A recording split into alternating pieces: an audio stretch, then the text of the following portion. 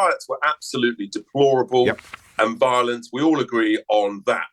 But we have to be honest, there was a difference between the way that policing and justice, because justice is a equal part of two-tier policing, that was deployed during and after the riots after Southport, and the riots that took place just 2 weeks before at Hare Hills in Leeds, when almost 2,000 people were rioting against the police, upturning police vehicles, throwing bricks and rocks at them.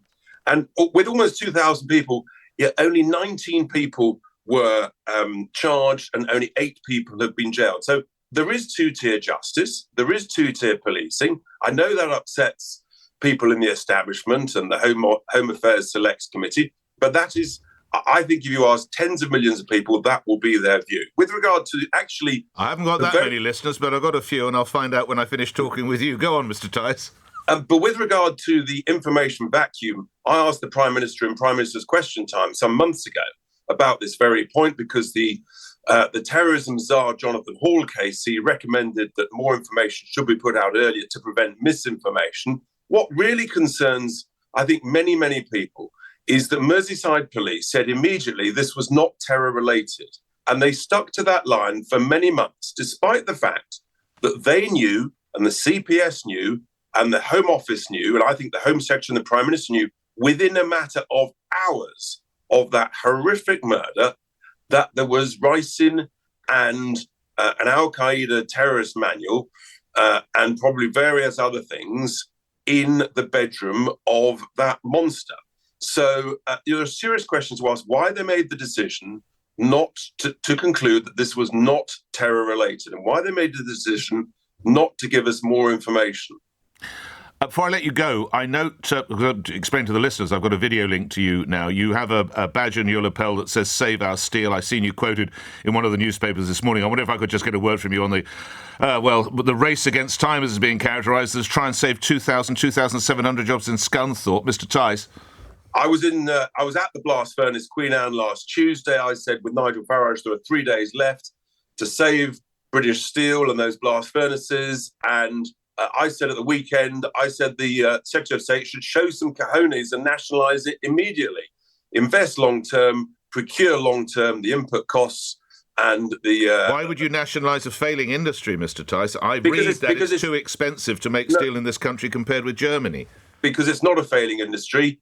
In France, for example, they're investing €250 million in refurbishing blast furnaces as we speak. But their energy costs aren't as high. Mr. Tice, their energy costs aren't as high. That's because we need to scrap net stupid zero, get our energy costs down, scrap the ridiculous carbon taxes, and have a long-term procurement contracts for the input costs and the products that produce the brilliant products they steal. That's how you create a viable business. We can make a great success of it. Grateful for your time. Richard Tice is Deputy Leader of Reform UK and MP for Boston and Skegness. Not that far away, actually, from some of the areas that are being influenced in this. Now, let's turn to someone who uniquely wears two hats on this. Danny Shaw is a crime and justice commentator, but also served on the other side of the fence, effectively, as an advisor to Yvette Cooper.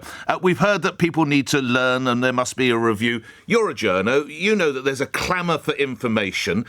Would it have been helpful to know a little bit more about the Southport killer, or do you reckon they handled it about right? Danny?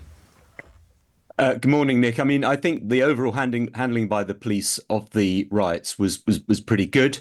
And the report has, I think, showed that, although there are clearly lessons to be learned. In terms of the information vacuum, yes, more information should have been released earlier. And I think the police were a bit hamstrung by their concerns about the contempt of court laws that restrict what information can be put in the public domain for fear of prejudicing a trial. I think the Crown Prosecution Service, which is criticised in the report for its inconsistent advice, was too cautious. And I think also perhaps there was some inexperience at the top of the CPS.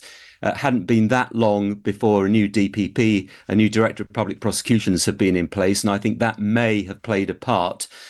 So that is why, and I think it's really good that the Law Commission, the independent body of legal experts, is going to look at the laws on contempt to see if they need updating, particularly when rumours and false information can spread so rapidly on social media. The law has not kept pace with that, and that's why we need a review, and we are going to get that and probably get some update on the laws. But that does not excuse the violence in any way, shape or form. Totally agree with you, but noting that you did your training as a journalist probably 20 years ago, I did my training as a journalist but before that. As you rightly say, the world has moved on at such a pace with social. Our laws have to reflect that. And the laws are back in the 1950s, Danny.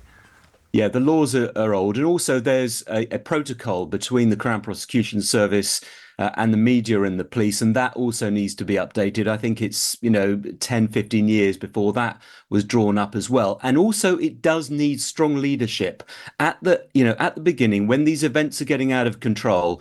It needs united leadership from someone to say, look, we need to correct this wrong information out there. We need to put more information in the public domain, because otherwise worse events are going to follow. And I've got a feeling that very strong united leadership didn't happen early enough.